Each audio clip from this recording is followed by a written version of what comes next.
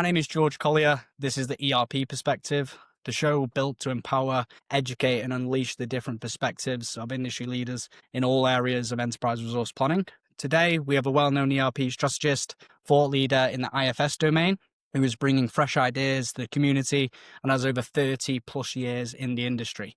He's managed over $20 million of operational assets, has some big things planned for the IFS community through training, change management, strategies to boost adoption and field usability. I present to you today the one and only Charlie Shephard. George, good morning. How are you? I'm very well, Charlie. I'm very well indeed. I know Awesome. we've speaking about this for some time, introducing new ideas to the IFS community, and I couldn't think of anybody better than yourself with the knowledge that you have around IFS. So I think I'll start with, if you'd like to give sort of the audience a background about yourself, who Charlie Shephard is. Absolutely. So I would say if I had to sum it up, I'm passionate about people. I believe in being people centric because at the end of the day, the best way for us to accomplish anything is through people. So people empowerment is a big piece for me. Layer that in with, my experience in service management and assets. I think I bring a lot of really good insight from an operational standpoint. And then of course now being in the IFS ecosystem, really leveraging the technology on top of that, really, I think provides a lot of benefits. And when were you first exposed to IFS? I think your early ERP experience, was it Oracle? And then you kind of went into... Absolutely. So I spent 21 years in the Marine Corps. That's where I was exposed to Oracle. We were getting rid of a very old system, going to an Oracle platform. That was probably my very first experience with ERP. That was probably about nearly 20 years ago now. And then, my experience with IFS was as a customer running a field service operations for a utility infrastructure organization. So that's really where I got my exposure and really got to see the power of the platform. And I can tell you from my personal experience, it gave me my Friday afternoons back on day one. So, I'm definitely an evangelist of and a big proponent of the software. That's good. It's great to hear. I mean, I've got a lot of IFS connections in Europe and also the US, but I think your perspective on what IFS has planned is going to be really valuable to the community. I know we were discussing around sort of the topics of AI, artificial intelligence, and how IFS is utilizing that to become more agile, introducing new things to the community. I mean, what have you seen of sort of recent months or in the last sort of 12 months that IFS is bringing with sort of their new AI products? So the AI piece, I think, is huge. Not because it's the new shiny tool, but really because IFS is really focusing on true use cases that's going to really help the users, enhance their use of IFS core. I think that's another benefit as well. We're really looking at how IFS is embedding AI into the software. And this isn't really new to IFS. IFS has been quietly working on this for a number of years now. I know, I think IFS would mention sort of that connected intelligence aspect. So, I mean, AIs can be used as a buzzword and things like that. Everyone's got AI now. Hair dryers have AI, Absolutely. have AI, but this connected intelligence, what do you think it means for IFS and what are they bringing to the market? Yeah. So I think for the market, what that means is really the way IFS is doing this, right? So it's embedded in the core. It's not a bolt-on after the fact. From a strategic standpoint, IFS is really looking at this as how do I enhance an organization's data, right? And so think about machine learning, think about IoT, and then layer in AI on top of that. It's really powerful because now, and I'll be doing a post on it, on an interesting story that I encountered about a week ago. But just imagine your account being able to predict if you're going to get paid, right? Just based on historical data. So now you have that machine learning basically letting you know, hey, you probably want to bug these people because they're probably not going to pay you, right? And so that's pretty powerful. So it takes the guesswork out of it now, right? And your individual users can focus on, more important things, frankly. With sort of the topics of IFS Cloud and what in the current market and the new products they're releasing, what are customers getting with the new IFS Cloud and how does it compare to sort of the legacy systems? Absolutely. So a few things I think from IFS Cloud, you're getting choice, right? So no matter if you want to host in IFS Cloud, you want to host on premises, or you have a third party option you want to use. It really gives you that flexibility to do what's right for your organization. So maybe I'm a service organization or manufacturing organization that doesn't have that strong technology background, and I need someone to support that, right? That in my mind is a good example of where that IFS cloud hosted would work well. And so that's one advantage you're getting there. You're really getting options. And then the other piece of that is with cloud, it's a lot simpler to make that next leap, right? And actually really focus on how do I make sure I'm staying ahead of the game and I'm leveraging that technology. So same thing, clients have that option as new features come out, as the system gets better, as new functions are added. You can take that, when you need to and when you're ready. I mean, artificial intelligence learns from data that's being put into it. So obviously, the more people that use it, the better it gets, and that snowball effect will just Absolutely. keep going. I mean, do you think there's going to be a massive gap between sort of people that aren't on the cloud that are in sort of that competitive sort of business domain?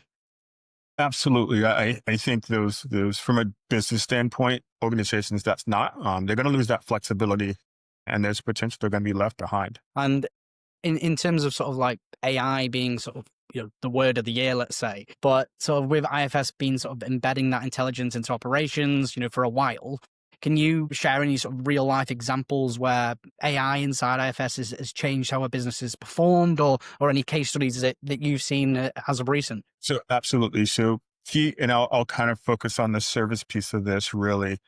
Just imagine as a dispatcher now, instead of having to comb through data or switch from stream to stream to find information, you can use AI to really aggregate particular information, right? So that maybe I want to know, tell me my most important task I need to take care of right now. What are some of my, give me a snapshot of what's going on with this request that's out there, right? And even better than that, give me a list of requests that are potentially at risk for SLAs. So being able to aggregate that information versus going to look at a report, right, that may not have it the way you want it, I think that's pretty powerful. So that's one example I would use. And I mean, sort of in terms of the industries that sort of IFS sort of dominates, like manufacturing, for example, energy, and I know they do some work in the aerospace as well. Why do those sectors trust IFS? What is it about the IFS's sort of industry depth that makes it sort of outperform those sort of all-in-one fits-all ERP systems? Well, I think there's a couple of things, and you said it there at the end. So IFS isn't trying to be the one size fits all, or it's not trying to be everything for everyone. It's really truly focusing on those verticals. And frankly, IFS listens to the client, right? I've seen it personally where, customers have made recommendations or looked at features and say, hey, we need this. We need to be able to accomplish this. And IFS has delivered on that, right? And, I've experienced it personally where customers have asked for things and it didn't even make it into the roadmap. IFS was able to just do it. And so that's pretty powerful. And of course, I got to look good because, working with that client, they were like, oh, this is awesome. So it's pretty amazing. It's a good feeling. That's great. I mean, is there any sort of big sort of achievements or, big successes you've had with IFS in sort of a project you can name? You don't have to name the client, but sort of the industry or sort of the change that IFS facilitated for them? Absolutely. So I guess I'll talk about my personal experience, right? So because that one, really set the stage for me. So as a customer myself, I went from situations where it was taking me up to 30 days to update information. And a lot of that because I was, again, running a field service team spread out across 7 states throughout the, from the Eastern Seaboard all the way to here in West Texas. So it was a combination of paper, emails, actual physical mailing information back to my Florida office. Really, IFS helped me in so many different ways there, right? So I went from up to 30 days to get updates or have my systems updated for regulatory inspections to minutes, right? And then also just that asset visibility. Same thing when I was managing my assets and really looking at my CapEx, a lot of that was done on spreadsheets. So I was able to put all of that information into the system and I had true visibility on what made sense. I could make better decisions faster. So for me, that was pretty powerful.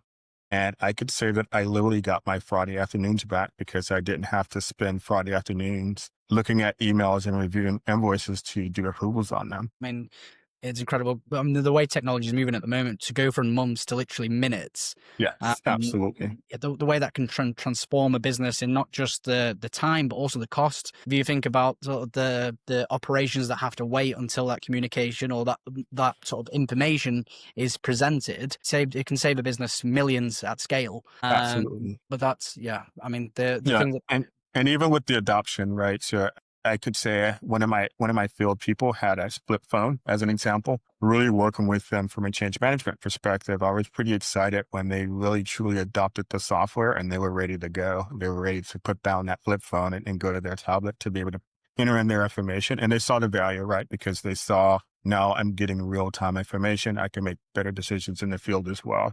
So again, pretty powerful. I mean, goes back to that sort of cliche in the ERP industry, Excel spreadsheets to an ERP system. But when you actually think about the communication, the cost aspect, and the transformation that it does for a business, Absolutely. it looks like IFS does that to a high standard. I mean, Absolutely. I know I think we were, previously we were talking about sort of the connected operations in IFS and how they work in the real world. I know we mentioned obviously with the field service, maintenance, finance runs through the IFS ecosystem. What kind of, I know you've already mentioned it, but what also kind of like other visibility or agility does that unlock for the business and the user? So a lot really just again because you have a lot of information integrated, right? So just being able to make better decisions. So again, thinking about my situation when I was evaluating my capex budget and evaluating whether I should purchase an item or should I. So from an asset standpoint, should I purchase it? Should I lease it? Should I rent it? I have the data to be able to back that up to say, it makes sense. This is the return on investment I'm going to get if I purchase this item. This is the return on investment I'm going to get if I lease this item. And so that visibility, as well as the availability of utilization, right? Being able to see what equipment's being utilized, what's underutilized, and how could I shift that? That was powerful as well. All of that's really connecting back to my financials and really rolling up and seeing, how am I performing from a financial standpoint? What's my margins look like? What's my, overall support to my crews in the field that we're supporting as well? And same thing, I was able to see who needs what, so when I was looking at my utility infrastructure crews out there building power lines or repairing power lines, making sure they had what they need, I had true visibility on that, had visibility on the projects they were working on as well. So again, a lot of information, a lot of data that made decision making a lot easier. And that return on investments is one of the biggest thing anybody asks when either looking at a new ERP system or what can it do for my business, is that return of investment. What's it going to bring to us? And yeah, as Absolutely. you've listed there, the amount of benefits that IFS can bring to a business, yeah, is fantastic. I mean, one thing that I've noticed that IFS sort of talks about a lot is that continuous evolution, and how are they helping sort of customers move from big bang projects to living and breathing ERP that grows with their business. I mean, how do you think sort of IFS is going to continue doing that and sort of evolve with each individual business? So I think the key there is really taking a look at, really focusing on, and IFS does this really well as well. What's the business value from a high level? What's the business attempting to accomplish? And then how do we start to layer that in? Because it takes time, right? And so I think that part's key. And then on top of that, as IFS does new releases every year, being able to take advantage of those new features and those new functionalities, that's continuing to make the system better and thus making organizations better and more beneficial as well. So another example there is, so IFS recently released depot repair. And I was working with a client that was really using a very customized approach. We were able to remove all of those customizations and go with just depot repair as an example. So much better for them. And they're loving it much better than their old way of doing business. So that's another advantage and it's going to continue because there were some gaps on what they're trying to accomplish. So this next release that just came out last week, same thing, that's going to benefit this customer because they'll be able to take advantage of some of those features. I mean, the upgrades and moving from that highly customized ERP system to a sort of one product, it kind of helps the user training aspect as well, because to try and train someone on an ERP Yeah. setup that you customize to the roof, but then someone to understand that customization and how What's it's going on? it can take weeks or months. Well, and the evergreen approach really lowers the total cost of ownership, right? So because now I'm not evaluating those customizations every time something new changes. So if I'm getting a new release, it's easier to fix bugs because I'm really looking at the core system and I'm upgrading from that versus all of those customizations. So I think that's pretty powerful as well. It's something organizations have to keep in mind. I mean, I know obviously you've been an IFS sort of ERP leader. You've got years and years of experience using the ERP system. But with sort of your plans, I mean, what are your plans? And then also, I don't know if you can go into too much detail, but people that are going to follow you after this and keep sort of up to date with what you're posting around IFS. What do you have planned for the community? So yeah, I can tell you that I'm planning to take advantage of this really explosive growth that IFS is having, and specifically in North America. I see a huge opportunity because if I talk to 10 people here in North America, they may not, 8 of them won't know what IFS is or have ever heard of it, and I think that's powerful. I think that creates a huge opportunity, and with that, it also creates as IFS really starts to um, go to market more here in North America, there's an opportunity there to really take advantage of that because customers are they're going to need consultants, frankly. And of us right now, probably a little overworked because there's not that many of us. So what I'm working on is an approach that's going to help fill that gap for both partners and customers on really developing consultants that's going to be able to deliver, which I think is key. In my mind, that's one of the biggest risks for any project, regardless of the software, is how do I partner with the right advisors that are equipped to advise me and help me make decisions, right? I think that part's key. And so that's part of what I'm working on. So stay tuned. Fantastic. Yeah, I'm excited for it as well. I mean, we both know, being in the industry, the main pillars are education with the sort of the training aspect, but Absolutely. also with advisory, guiding a business on how to implement it, how to use the software. And then the final piece is that people aspect.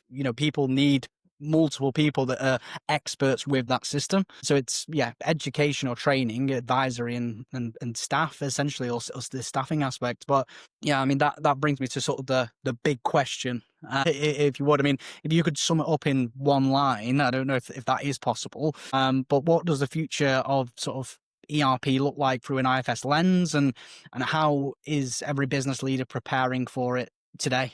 Absolutely. So I think if I have to attempt to sum it up in one line, it would be stay evergreen, because I think that's extremely important because you'll start to see the value there. So I think that's a big one for me. And so that I would say you challenged me on that. That was a hard one I'll to give do you, it. I'll maybe give you two lines, or I'll give you unlimited lines. How would you sort of sum it up for what does the future look like for EFS users, people that are going to implement the software, and people working with it today? Yeah, so I would use words like exciting, right? Because an exciting, powerful time. And then again, you're going to get actionable results, frankly, I think. So I think that's another thing. And again, FS is working on a lot of different things, everything from Nexus Black to just, 25 R2 now, and 25 R6 is, certainly 26 R1 is in the works. I believe. I think that's a big piece there, and customers could really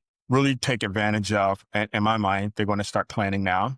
If they're looking at an ERP, start planning for that. Start thinking about what do they need, what's their business objectives. So I think that's part of it as well. You mentioned there some of the new products from IFS Nexus Black, and sort of the stuff that they're bringing in the future. I mean, how sort of well experienced are you with those, and what do you think the benefits are of using those new products from IFS? So I think a couple of different things there. Really, the advantage is going to be, again, you get those products combined with core IFS, which is, again, a very powerful tool. And really, it starts to bring the enterprise together. And I think that's the key as well. And back to that question you asked earlier, why does aerospace and defense, construction, manufacturing, telco, service trust IFS. So that's why in my mind as well, right? We're really, really pulling all of those things into the core. And it's not, hey, you can do this, but there's this other thing. It's really, how do we bring all those things together? And I believe IFS has been very strategic about that. Right. I mean, you've answered sort of the main sort of questions that I had for you today. I think you'll do great things for the IFS community, and I think it's now's the time to be sort of helping people with IFS. I think they've got huge potential, not just in the United States, but also in Europe as well. Yep, absolutely. We are seeing an increase of people using that ERP system. But is there anything else that you'd like to give to the community, or sort of a final message for the audience watching this episode? So I guess I'll go back to really my people centric, focus on your people, have clear objectives, and leverage software. Focus on people and leverage the software. Yeah, That's absolutely. a great message, Charlie. But yeah, I just want to thank you for coming on today, talking around IFS. And I'd love to share it with the community, and I look forward to stay connected and seeing where we go with this. Awesome. Thank you for having me, George. Thank you, Charlie.